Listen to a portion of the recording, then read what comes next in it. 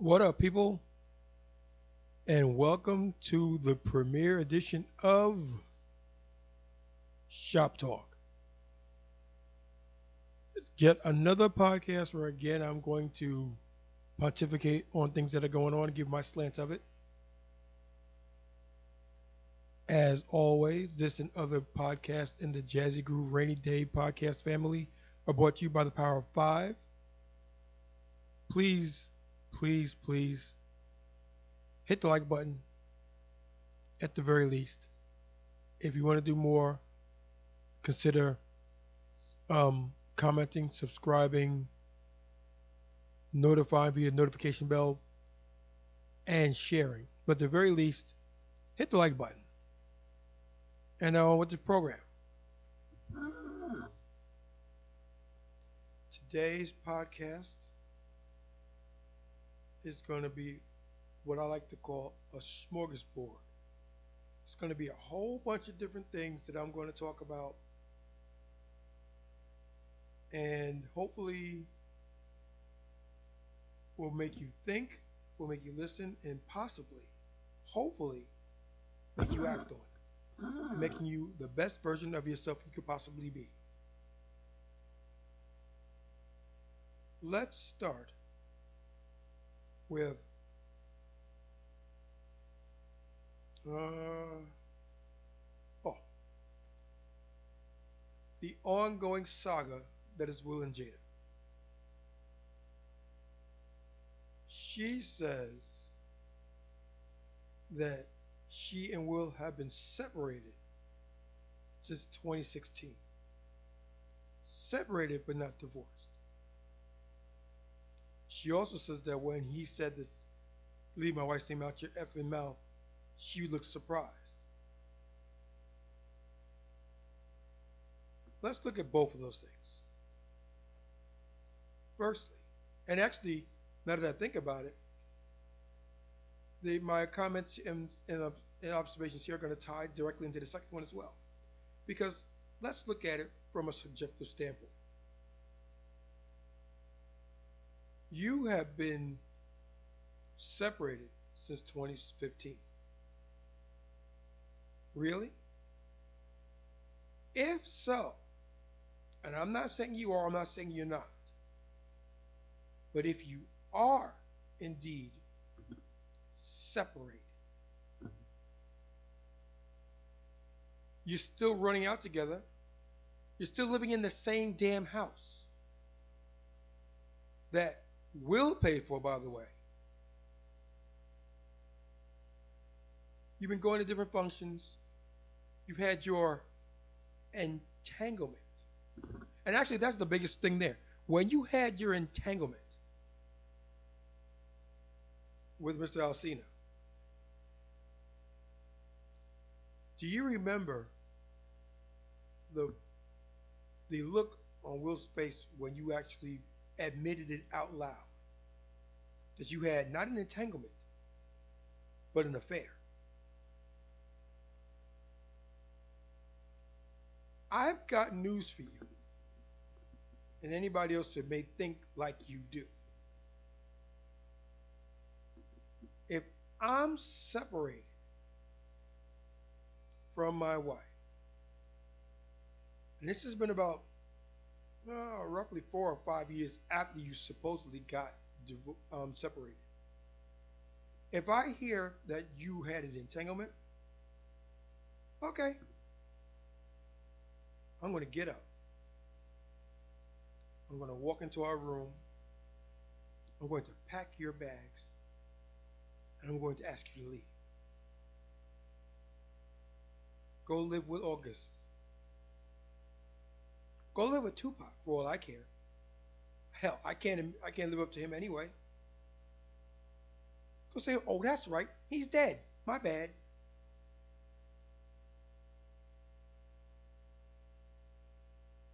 But go someplace else. Go anywhere else but here. Because we don't want you here. And if Willow wants to go, bye Willow. I will always love you. I'll always be here for you. If you feel you must go with your mother, then by all means, with my blessings, go with your mother. That goes for Jaden too. You all can go. But before you go, think about what you're leaving. And will you have these opportunities living on your own in the streets by yourself?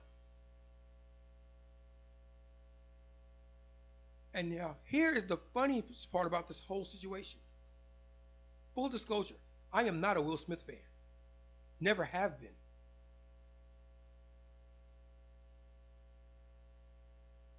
Because he's always been a little bit too good for me, too squeaky clean, too role modelish. It's almost like he had no flaws, but he was human, so you know he had them. You know he had his flaws because he is human. But to look at it from media standpoint, from the everyday person standpoint, the man was solid gold. And when he married Jada, that was the power couple.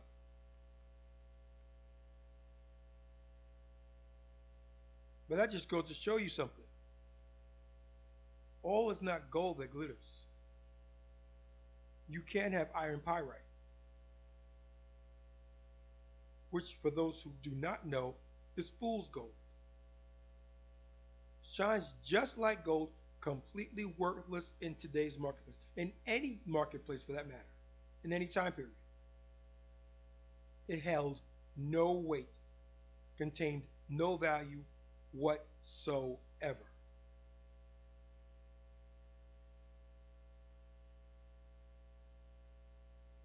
It is what it is.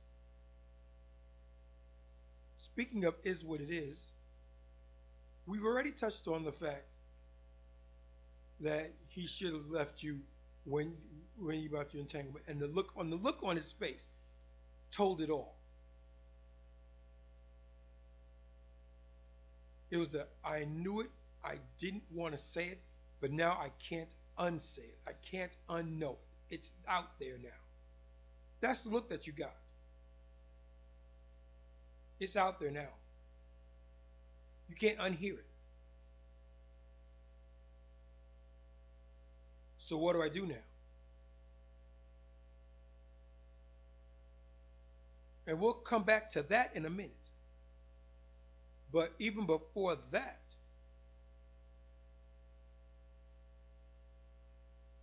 at the Oscars, after Will slaps Chris Rock in the face and tells him to keep his wife's name out his effing mouth, you all talking about it and you high five and everything else like that. If you didn't know, why didn't you correct him then? Why didn't you correct him?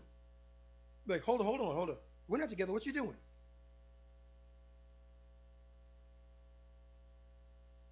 I can even say, I appreciate what you're doing, but why did you do it? We're not together.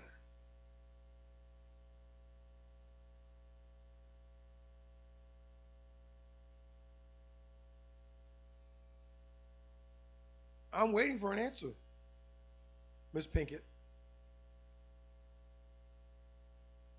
Because to be brutally honest with you, nothing that you said in years has made any sense to a logical, normal person whatsoever. Now, we've had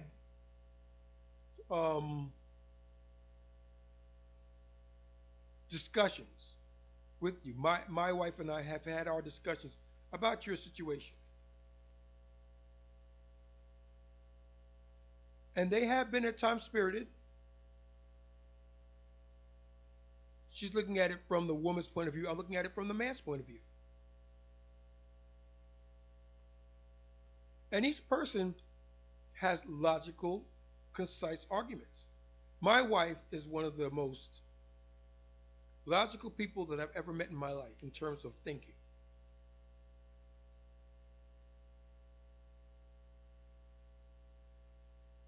She doesn't for the most part, she doesn't just talk to talk.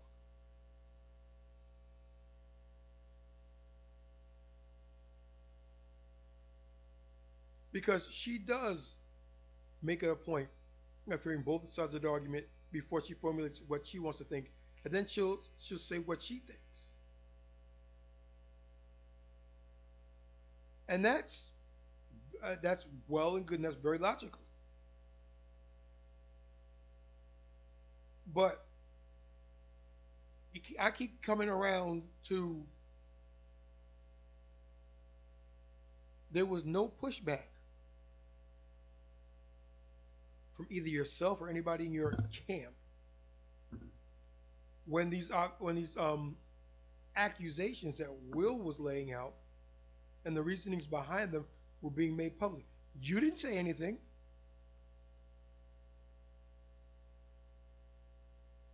As a matter of fact, the only reason why we're hearing you now is because your star, such that it is, has pretty much fizzled out. And you are an attention whore.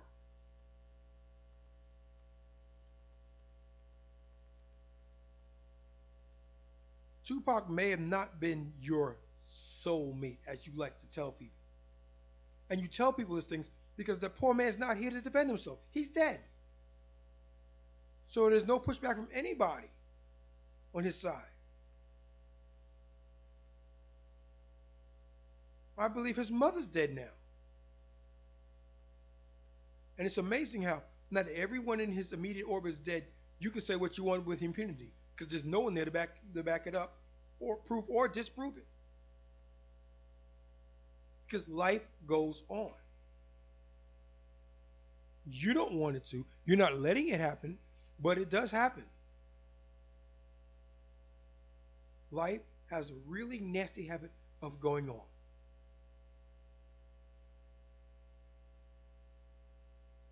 You can say what you want.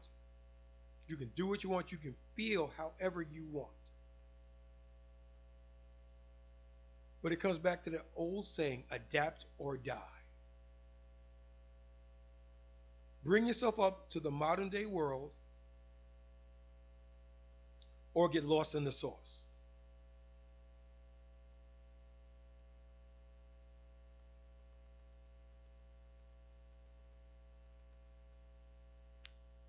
Again, don't hate the player, hate the game. I'm not telling you nothing that you don't already know in your heart of hearts. When the doors are closed, when all eyes are off you, and you're by yourself, alone in your room with your thoughts, you know this to be true. You know it.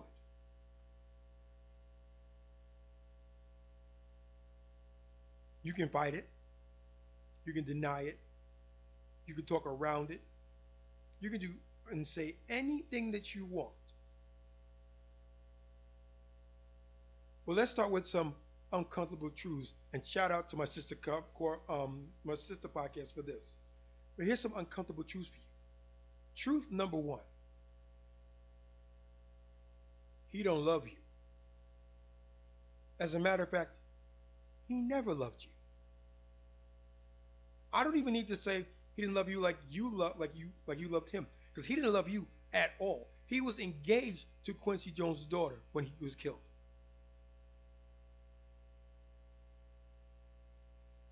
I read yesterday in the paper that you were saying things like he proposed to you when he was in jail.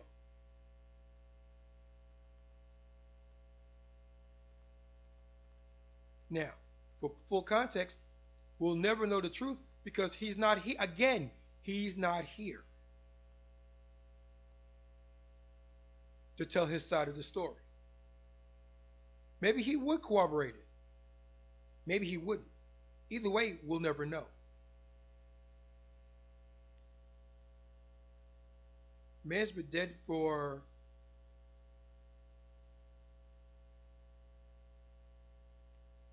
uh,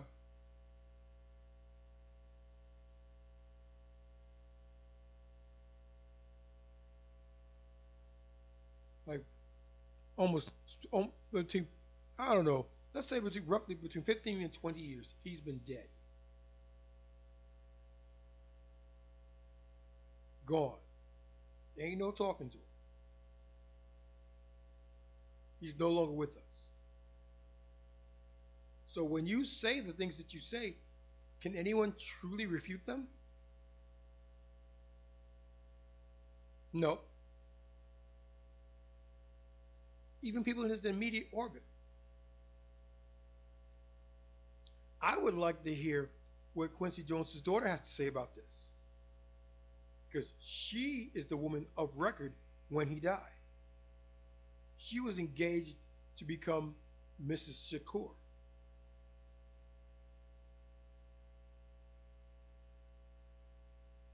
Not you, Jada. So what does she think? What you think is irrelevant.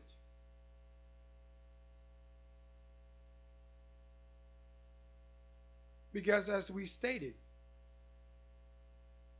you may have been his soulmate to you. And there we go, to you. But not to him. He never loved you. Or maybe he did like a sister.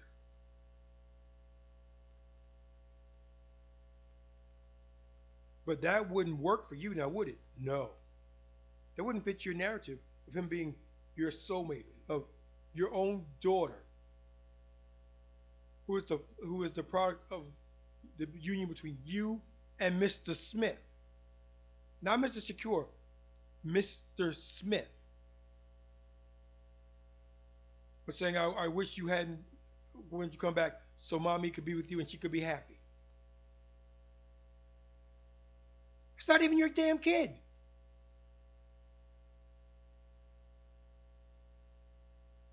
That's not even your kid. So what you saying?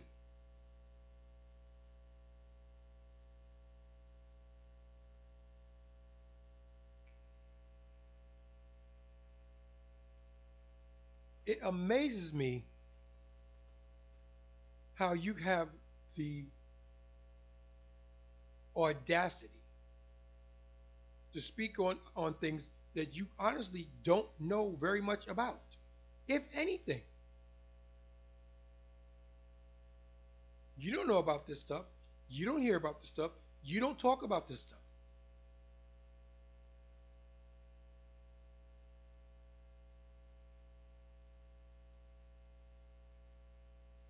Did you love him? I'm sure you did.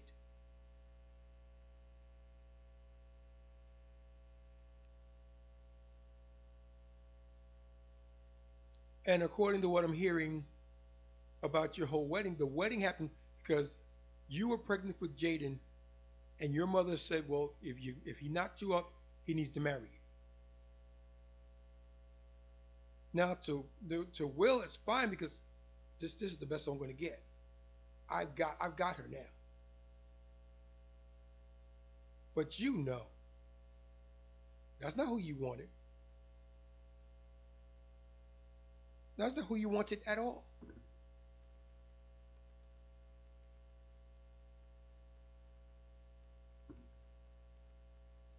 But rather than either suffer in silence or just say, okay, no, this isn't working, I've got to go, and it's cutting your losses and getting on with your life, which is what a normal person should do. I'm not saying it's right, I'm not saying it's wrong. I'm saying what you should do.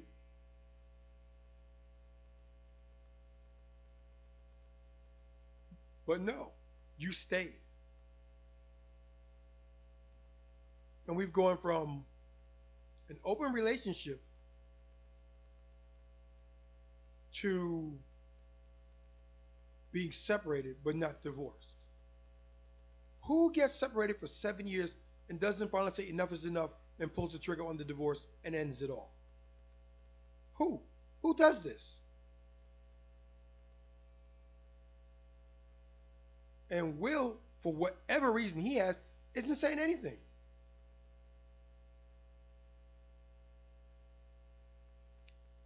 The only reason why I'm not taking I'm not saying it's definitely him or it's definitely you and not him, is because I don't like him. There's something about that man that rubs me the wrong way.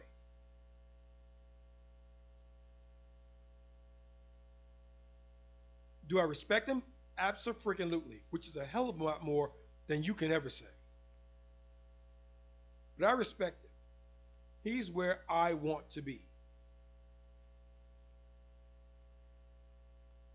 And perhaps I may never get there.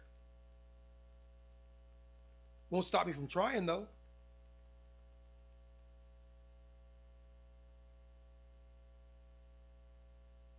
But I respect him. I respect him as an actor. I respect him as a rapper. Is he a good rapper? Yes, he's a good rapper. Is he great? No. He doesn't make my top 10. But he knows his craft. And there were a couple of flows that he had that I could say were tight. Summertime was tight. Men in Black was tight. Nod Your Head was tight. They were tight songs.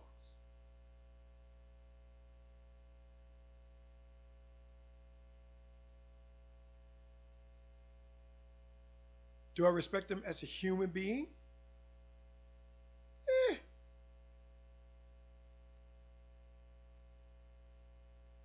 I'm indifferent to him in that regard, we'll say.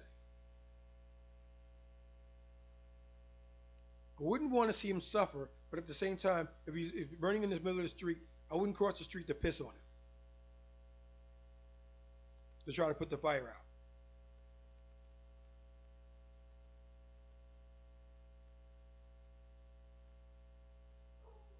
Now, will my opinion on him change?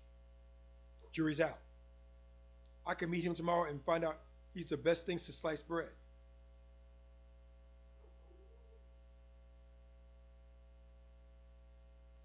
But I don't know. All I have is my gut and what's laid out in front of me to judge him on. And I have.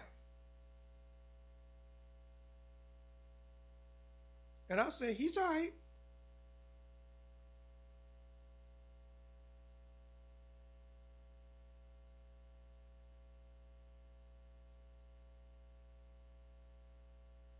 Have I met other people of his stature? In passing, sure.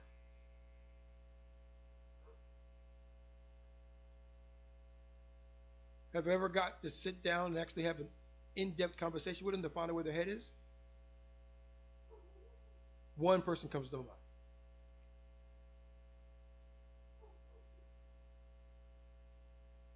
And it wasn't so much a conversation as much as it was simply just being around them and observing how they live their life.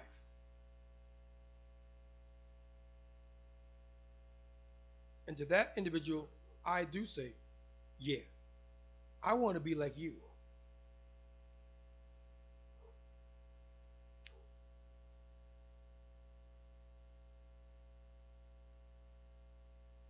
I want to be like that person.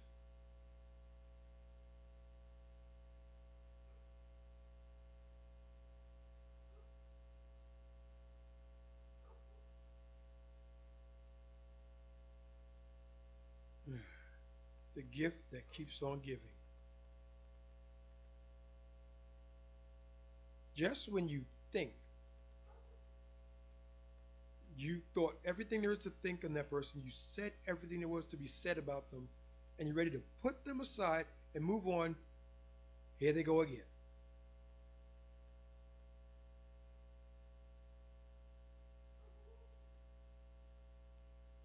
Now, to Mr. Smith, I say this. I know that you said you would never divorce again. But this isn't an everyday occurrence. The level of disrespect that your wife has shown you truly boggles the mind.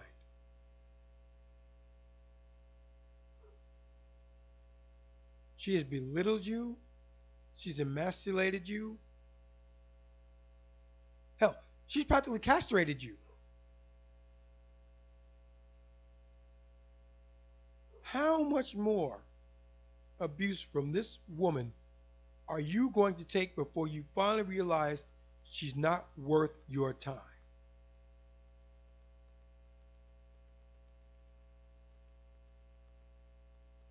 Your silence in of itself is deafening and says volumes.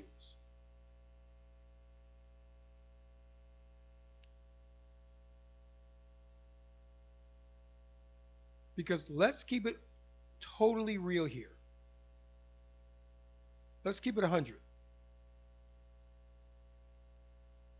Everything, fact or fiction, everything that comes out of a person's mouth is based in a truth of some sort. Everything. She could be completely on point and honest about the fact that you have been separated for 7 or 8 years.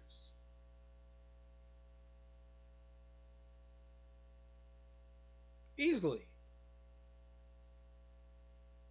She could be honest, although I don't see it. But she could be honest about how she wasn't trying to be with him and things just fell the way they fell and she wound up sleeping with him.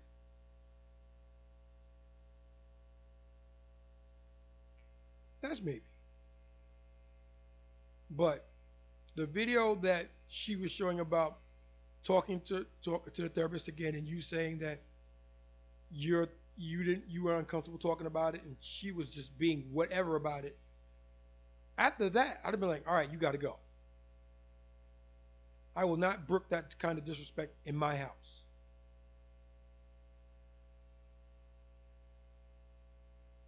But she did it. And would you like to know why she did it? She did it because she knew you wouldn't say anything.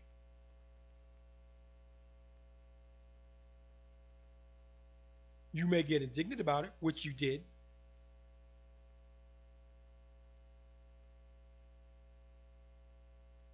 Did you try to tell her not to do it? Yes, you did. But it should have gone further than that.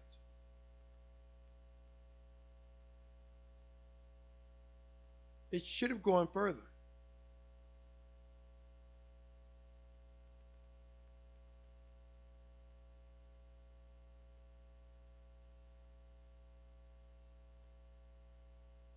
Unbelievable. That's all I got to say about it. Unbelievable. And again, the fact that you have stayed in it as long as you have. Normally, I would say you're a better man than I am. But in this case, no, I can't say that. Because a better man than I would have dropped you faster. Because a better man than I would have known his worth from jump. Off rip. And they would have quickly checked that behavior. The very first time she felt the need to step out of place, he would have put her right back in it.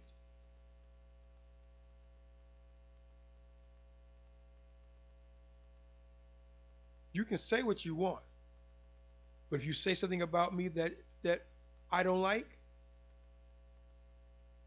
it's over.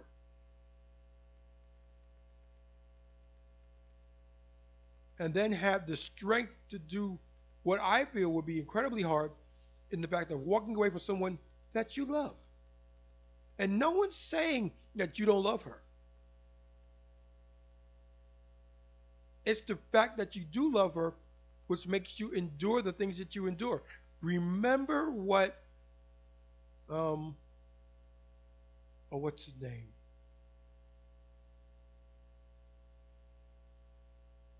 Not Boss Gags. I can't remember offhand, but remember the phrase, "What you won't do, you do for love."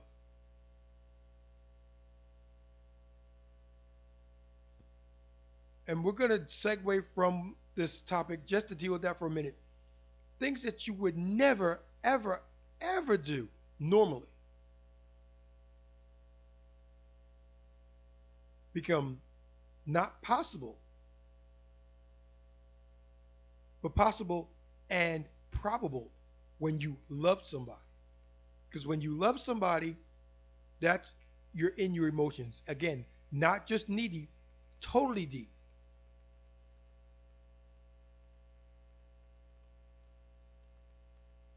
You have gone above and beyond what is normally expected and or required of you to show your affection for this person.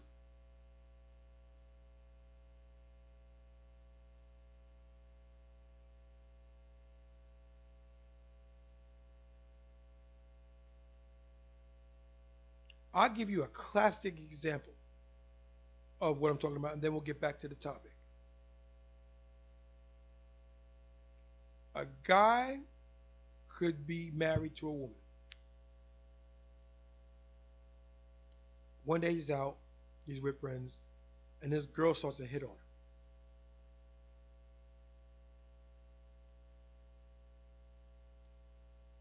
Why would that even count as an example? Simply because a man's inherent desire would be to sow his seed. And she is throwing it, not just giving it, throwing it at him. The logical choice would be hit it. She wants you to. You want to do it, do it.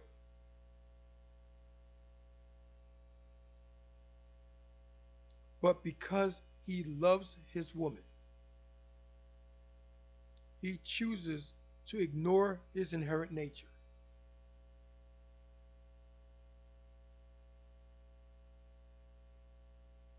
And he may never ever speak of it again.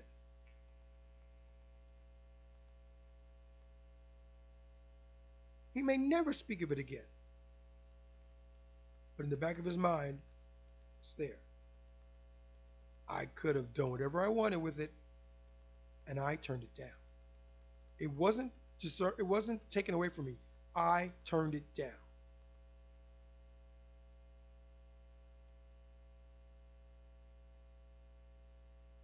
Now that's something I can say that quite a few people do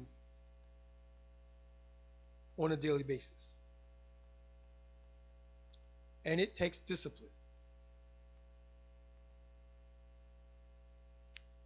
Because again, a man's inherent desire is to sleep with as many people as possible so that the species will endure.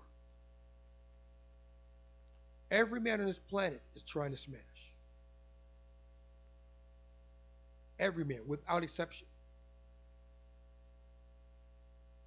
It's just that if you're gay, you want to smash another guy, which serves no biological purpose because men can't reproduce, but there it is.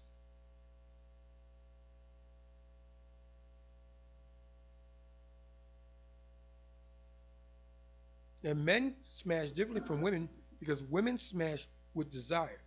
Men smash as a matter of fact.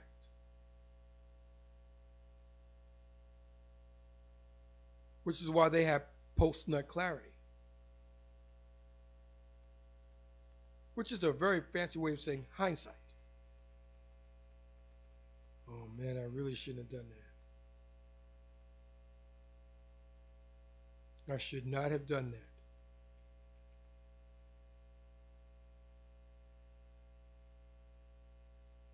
We shall not speak of this ever again.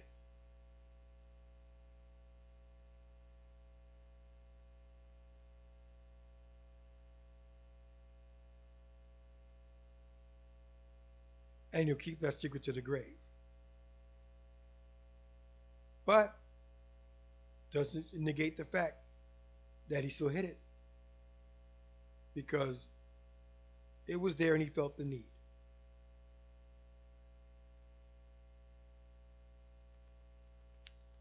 And I'm speaking in clinical terms because that is truly what sex is to a man. It's clinical.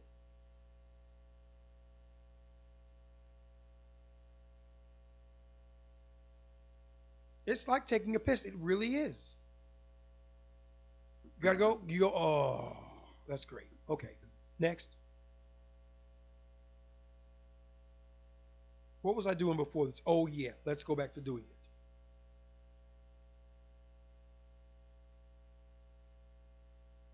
it. It is that simple. And going back to Mr. Smith, I know that you said you would never divorce again. But you shouldn't have divorced the first time. You had a kid. What happened to that kid? Trey, I believe his name is. What happened to him? Why don't you talk about him anymore?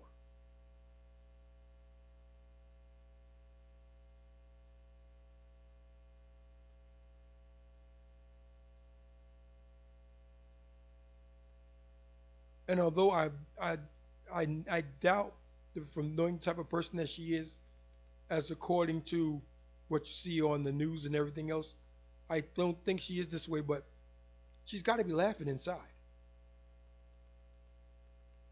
Karma is a harsh mistress,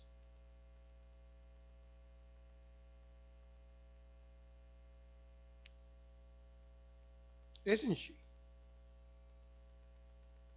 And she came up and she bit you right in your bottom when you could least afford to deal with it. She got you. Now she's like a rabid dog. She doesn't want to let go. You got Jada constantly belittling you and berating you and making you feel bad and everything else like that. And then the other side, you got your ex missus going, oh.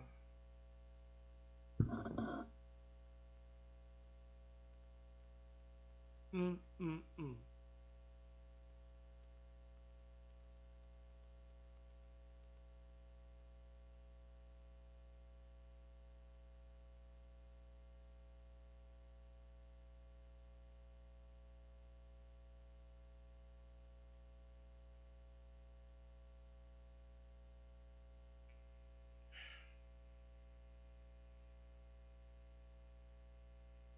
Okay, I think we beat that dead horse enough.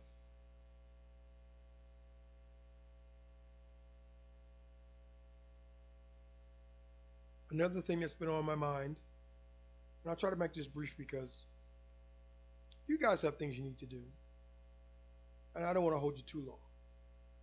But another thing that I want to talk about is delusion is a mother.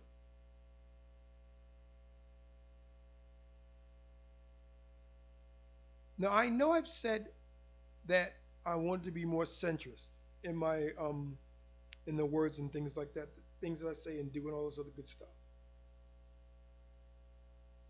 But the reason why I come back to women as much as I do is simply because as a gentleman, an old school, old world gentleman, one of the last members of the Gentlemen's Club that myself and my good friends had in high school, all those many years ago,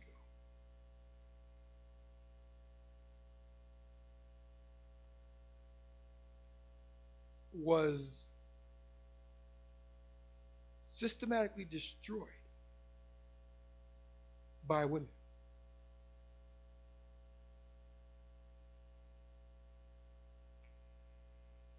Chivalry is indeed dead, and you modern women have killed it.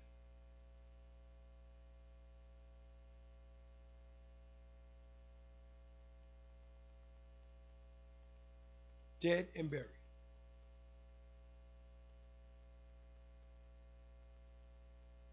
In the instance of the Gentleman Club, we used to do all those things that chivalry was built upon. Song by the Temptations, "Treat Her Like a Lady." That was our theme song.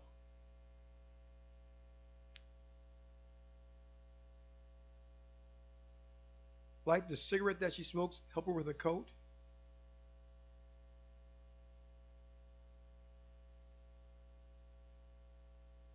Pull out a chair before she eats. You don't sit down until you're asked to sit down. Things like that. We did it all,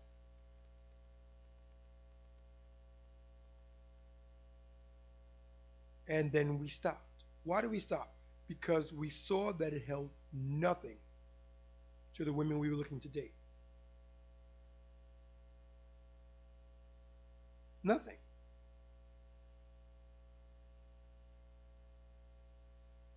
Didn't do a gosh darn thing.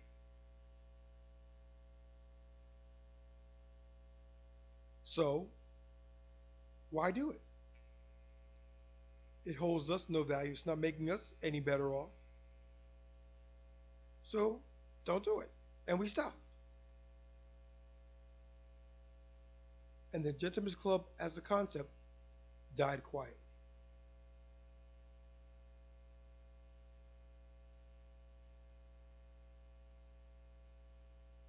A lot of times in my formative years, in my younger days, I didn't I wasn't as active as I could have been because at first I thought it was just I didn't see it. And yes, that's true. I didn't see it. But at the same time, it went beyond that. Not only did I not see it, but on the woman's side, I wasn't it. I wasn't a bad boy.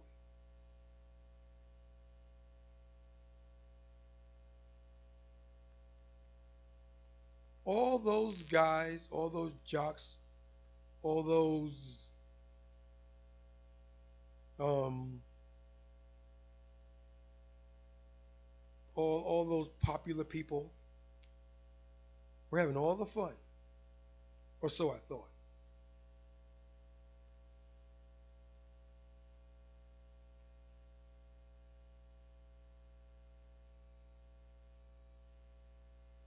And I was having none of that because I was dating with a purpose. I was dating to get married. I wasn't dating just to date. And dating just to date is another way of saying wham, bam, thank you, ma'am. Casual sex. And I wasn't about it.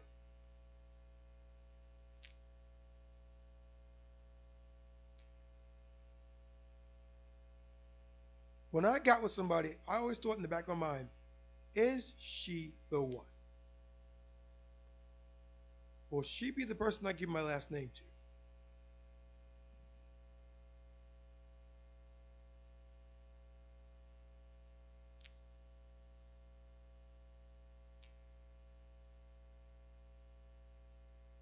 Again, don't hate the player, hate the game.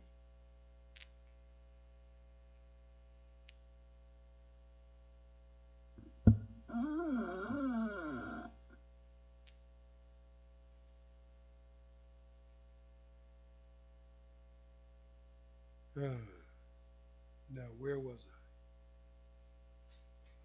Oh, yeah. The delusion in today's modern women.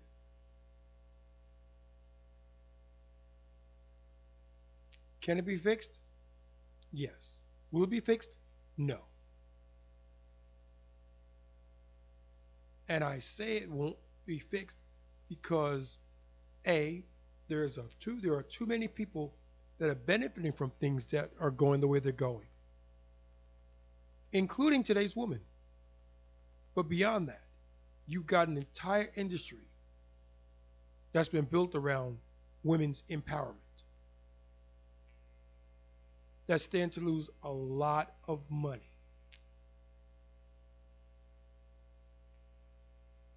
It's like I say the same thing with the drug war. Drugs could end tomorrow, but if you do that, there are countless numbers of people who will lose their livelihoods if it ended.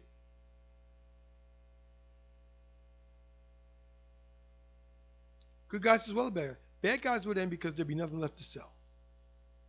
So while some would pivot to something else, the vast majority of them would simply stop making money.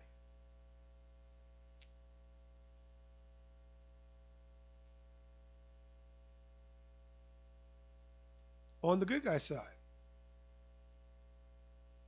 you wouldn't need half the law enforcement personnel that you have now if there wasn't for drugs. So there's a cost savings there. But people are greedy.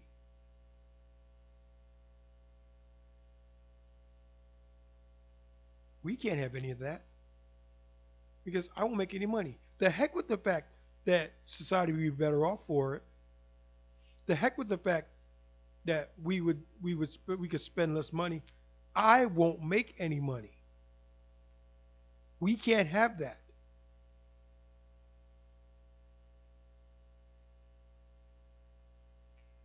Let's apply that to women's empowerment. Being that most products today are geared toward women, whether they're for women or not, if you stopped women's empowerment, all those advertising dollars will be saved. However, the people behind it wouldn't be working anymore. And again, there are those that would simply say, okay, that we can't do that anymore. Now what do I need to do? All right, let's focus to this, and they pivot to something else. But the rank and file wake up one morning and say, oh God, they stopped it. What am I going to do? How am I going to make any money?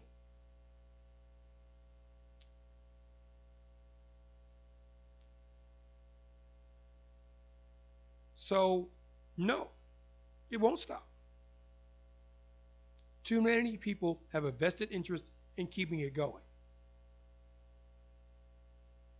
Plus, and I'll say this, I don't want to think it,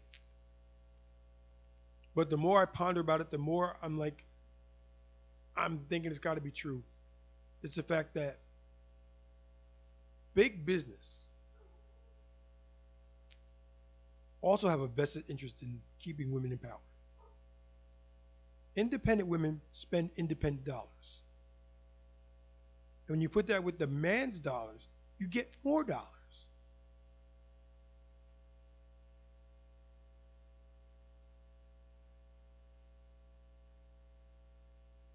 It is what it is.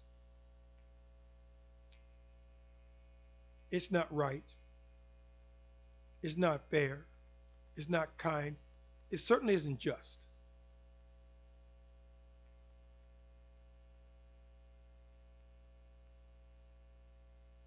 Yet here we are, talking about it. Do I believe in women's empowerment?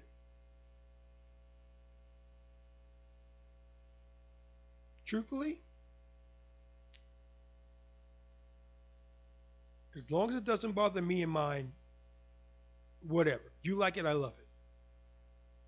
I'm indifferent to it.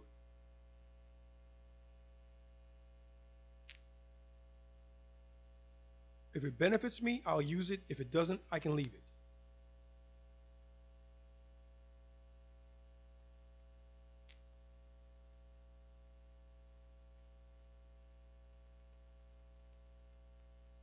It is what it is.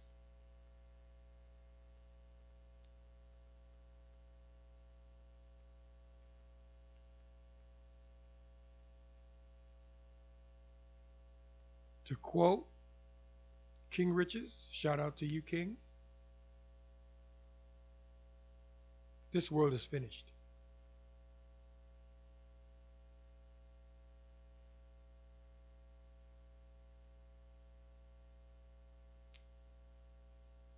And the only reason why I say send the asteroid is because if you don't send the asteroid, we'll kill it anyway. Either way, it's dead.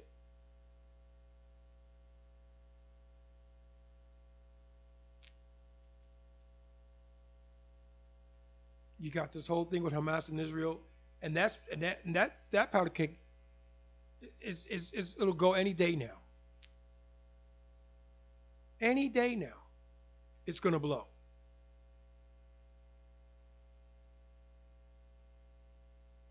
You got the whole Russia-Ukraine thing. Russia is being backed into a corner.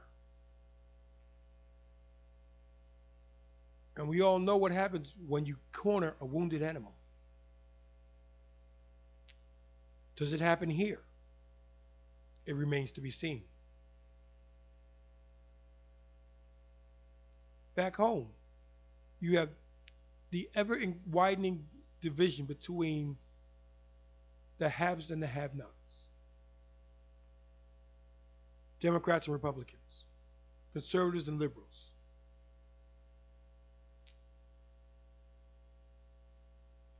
Everybody has to pick a side.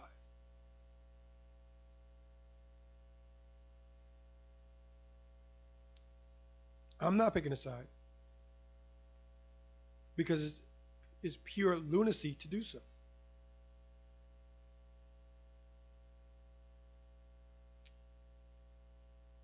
I'll never pick a side.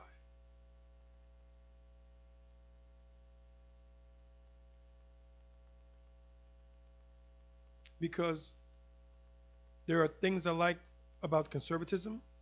There are things I like about liberalism. You can say I straddle the fence. I say I'm slap dab in the middle.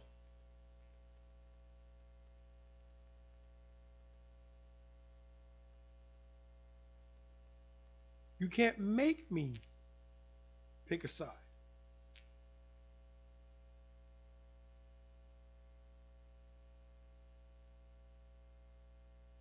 It just is.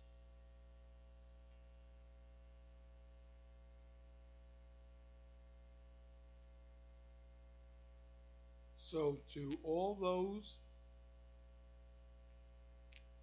who want to pick a side, to people in Jada's camp, you do you.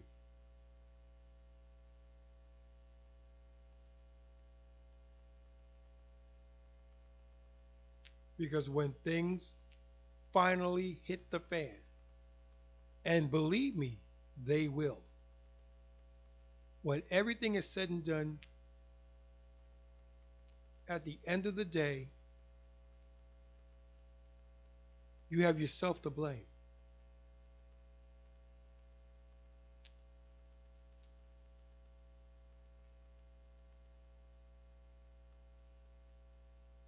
And with that, we'll bring this show to a close.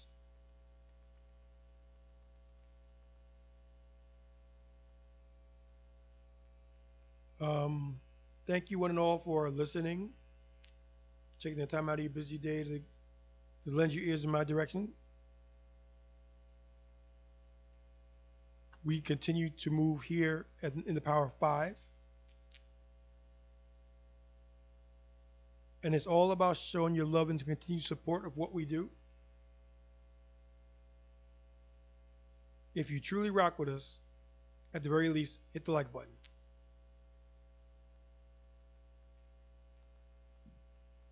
We can tell what you like, what you don't like. But even then, tell us. Tell us in the comments section what you like, what you don't like, what we could change, what we need to stay the same. Again, we can't grow if we don't know.